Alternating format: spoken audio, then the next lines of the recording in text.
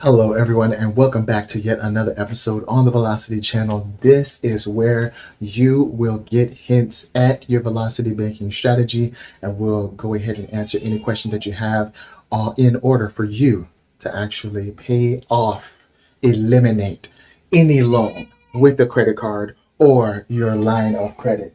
Listen, folks, I know that, times may be challenging for some of you, and perhaps maybe the stock market isn't treating you as much as it should. What I want you to do is that I want you to browse in the links in the description below, because we have everything that you need in order to start a business, in order to grow your capital, in order to invest in some companies that you'll actually make some money off of. All right. So we want you to know that even credit repair. Okay. We have a long list of description links that we want you to browse to see if any of those will help you. And I'm sure it will. All right, folks.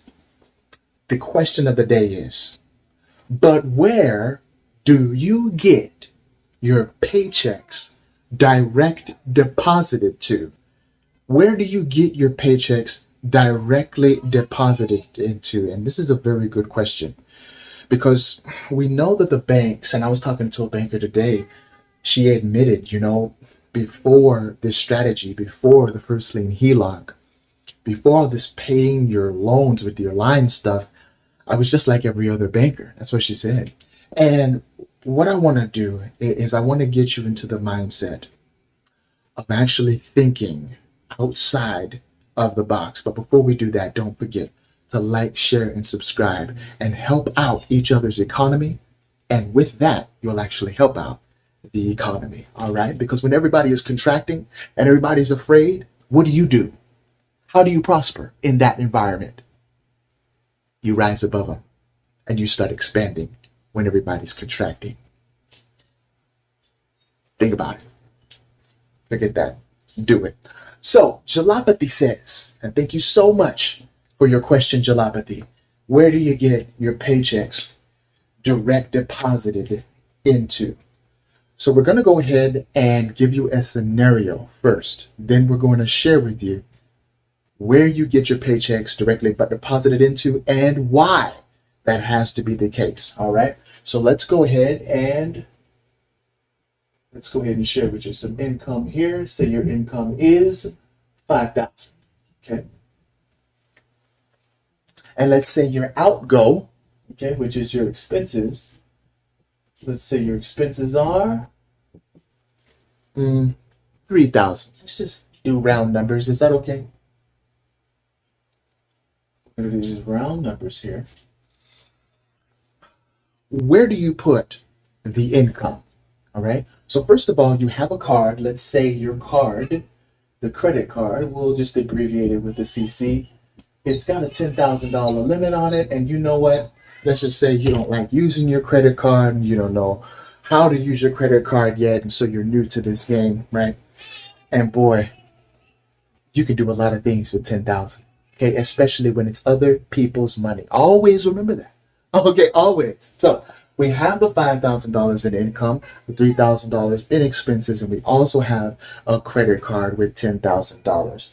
What are you going to do? Because now that the income has come in, where are you going to place your income? You can't place it on your card. It's already full. So what are you going to do? Well, that's when you start with your expenses. Okay. You will go ahead and spend, right, from your line of credit. Now, let's say you have a loan, right? A car loan or, any loan. And say that loan is $10,000, right? And we'll just abbreviate it with a K. Okay. And this is a loan. Now, you've been here a while. Which one is better? A loan for $10,000 or a credit card with $10,000? What's going to suck your cash flow quicker than anything else? When you direct your cash, hard-earned cash, towards a loan or if you direct your hard-earned cash towards your line of credit. Which one is going to suck it best? Yeah, that's right. That's right. So if you have a loan for 10K, right, that you need to pay off, and you have a line of credit, let's just go ahead and put an O there and then put an L there. Line of credit. Line of credit for $10,000, because a credit card can also be referred to as a line of credit. Why don't you do this? Okay? Because you're spending a lot of money towards this loan. And no doubt, when you have this minimum monthly payment, right, it's sucking up that cash flow as well. Okay? But not as much as this $10,000 loan. All right? So let's do this. Let's wrap our minds around this concept. Let us swallow up this loan with this line. Doesn't that look like a bird? Huh? My goodness. Wrap it up. Eat that loan with the 10K. So now all you have, right? So this loan is gone. Okay, which means no more wasting your cash flow. That loan is gone because you swallowed it up with the $10,000 line of credit. So now you've turned this line of credit into a balance. Okay, let's say the balance is at 21%,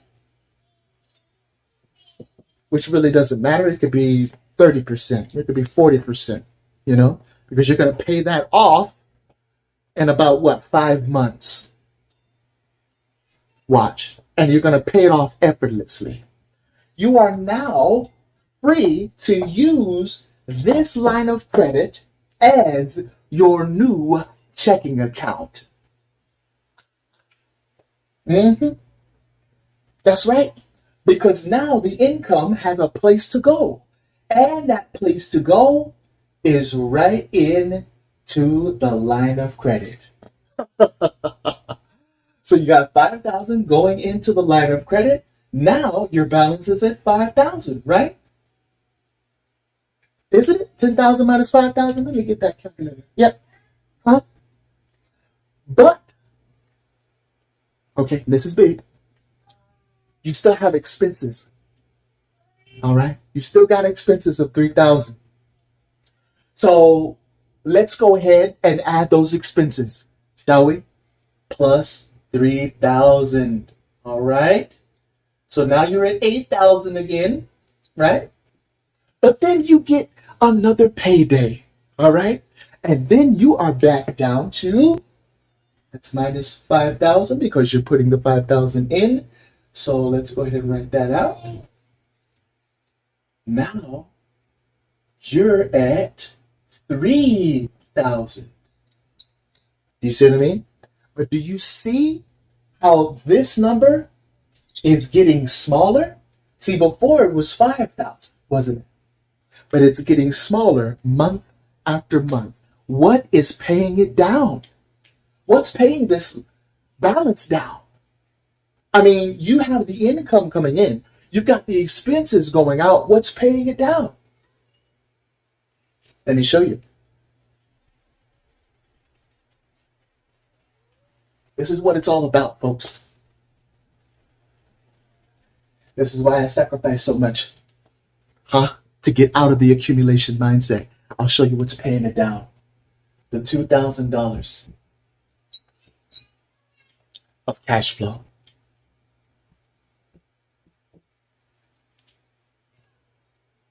The stuff that's left after the expenses.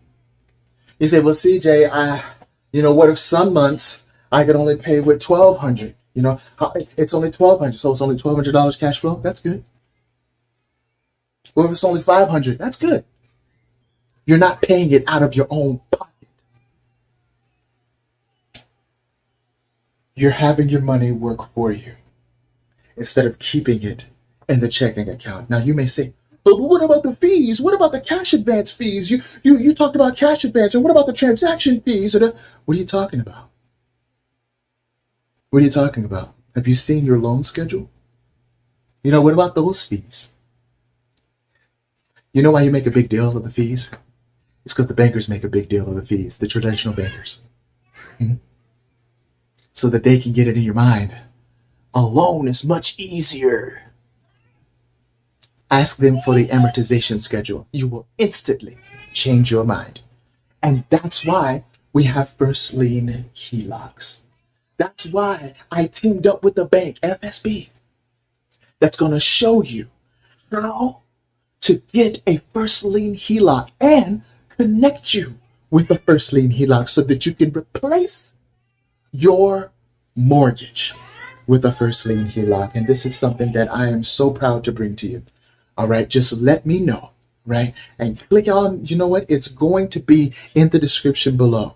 And you'll actually see it. First lien HELOC. Connect with us and we'll hook you right up, okay? But that's how you pay it off, folks, with the cash flow. All right, if you have any questions, go ahead and let me know. God bless, and you guys have a great night.